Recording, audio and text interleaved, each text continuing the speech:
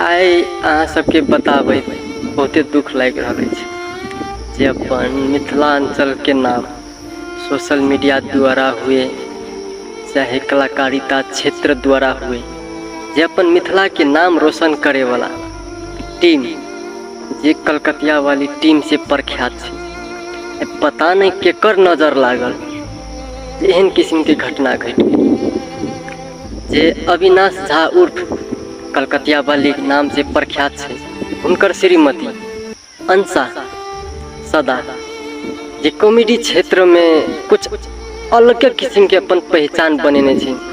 ओकर कॉमेडी हम सब देखे छी तो लागे छे रियल जना कॉमेडी लोग सब करे छे, ओहन कॉमेडी रहे छे ओकर।